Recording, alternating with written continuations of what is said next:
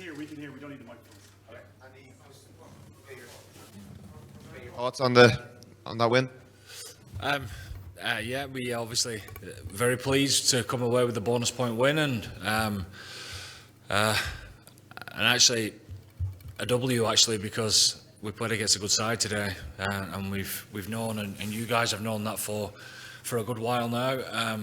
That was a proper test match, and yes, we can say that we was off in certain parts or whatever, but like any test match, the opposition's always going to have a say in how the game unfolds, and they had a big say, and I thought they was very resilient. I mean, it must have been a real tough battle in the forwards. You know, they was solid, weren't they, as far as the maul was concerned. The goal line defence kept us out time and time again. So, and on the back of that, they cut us open quite a few times with their attacks. So, when you talk about the game in that fashion, you know, to come away with a bonus point win, we'll take that and move on. What pleased you most, and what area do you think there's most room to improve? Well, room for improve, obviously taking our chances. I mean, you know, you take all the emotion out of the game. I think Mac Hansen dropped a ball clean just before half time, and James Lowe's dropped a ball over the try line, and we give an intercept try away. So, you know, we probably should have, could have, would have had a better lead going into half time, but you just know that with the Italians, and I was saying this to Kieran before the game, the character that they're showing, you know, they don't go away anymore, do they? They continue to fight, and we knew that was going to happen again in the second half, obviously, after the little bit of a piggyback that we give them for the try going into half time. But they've shown the character of staying with it.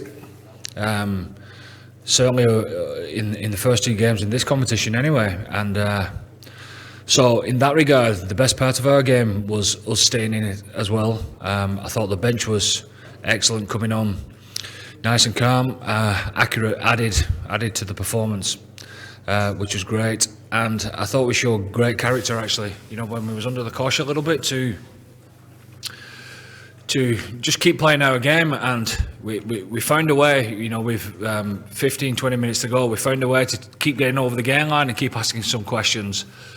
I think the final try that we scored, I thought it was a class character type try that we all was involved in. So the character, the last 20 minutes was pretty pleasing. Let's get your assessment on Ross's performance in particular. Yeah, no, I thought he did great. It's a big day for Ross, having the responsibility to lead the side, and he was very impressive during the week. How he ran the side, and yeah, delighted that he's come away with a nice win in the end. Andy, how's Finlay Bealham looking? Is that a serious injury, a big worry? Twisted his knee. I mean, obviously he went down straight away, which says something, doesn't it? You know, he tried his best to fight on, and he's in a brace there in the changing room. He says he's fine, but he always says that, you know. So we'll assess him again in the morning. You obviously had to make a late change in midfield. How did you feel that combination went? Some good, some improvement to do. I thought defensively we was a bit off at times, certainly set piece wise, etc. But some good in that regard. I mean, you know, Stu and Bundy individually made some good inroads, didn't they? You know, a new partnership coming together with a new halfback partnership is always going to be tested under pressure when you're playing against a good side like that. But I thought they came through pretty well, all in all. I thought we missed one or two chances that we need to review and realise. So there's always room for improvement there.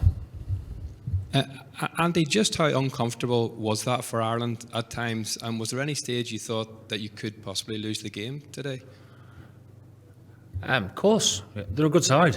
I mean, the two sides that's just played them would have thought exactly the same. And yeah, they was rolling, and and had some great momentum within the game, and through our lack of discipline at times, we give them field position, and they was in control for good periods, but again we managed to stay in the fight there and get ourselves back into it, which was pleasing.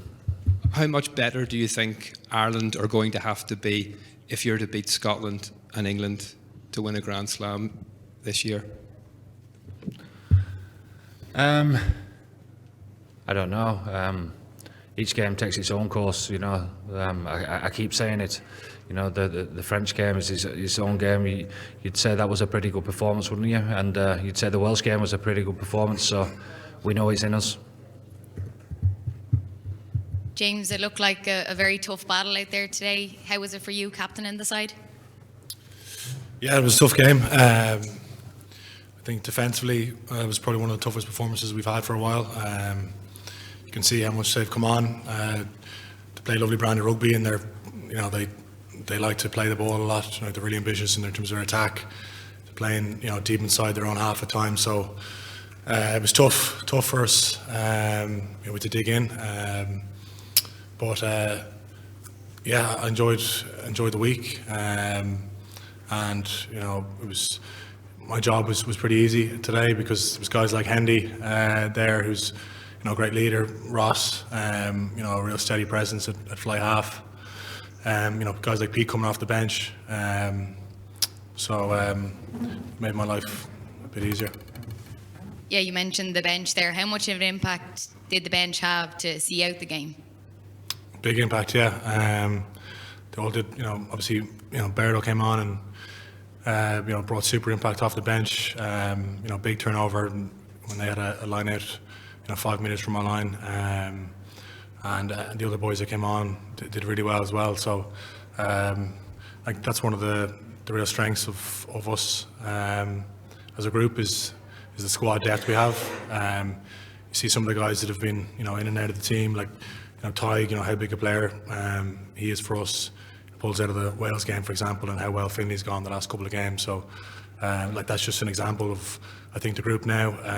There's a real strong squad depth.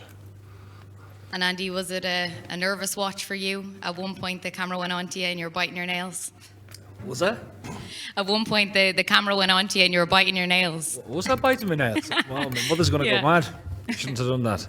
It was a tough match. It was a tough match. It's a proper test match, like I said, and you when they get the field position that they're craving, that they're going to be unbelievably dangerous. I mean, which Irish fan wouldn't have been biting the nails when the crossfield kick went in and bounced dead in goal? So that's what test matches are all about, and that's how they should be. A lot of injuries coming into the game. Is that a worry at this point?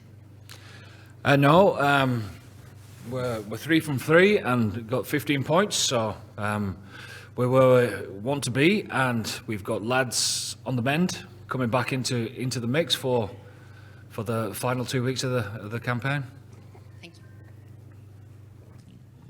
James, there was a huge Irish crowd there today. Could you just speak about the pride in captaining your country like that away from home and in a place like Rome and in front of such huge Irish fans?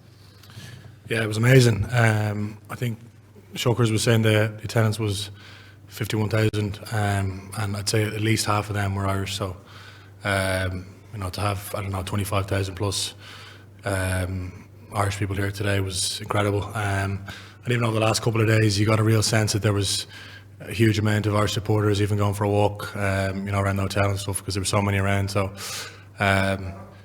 we really appreciate it.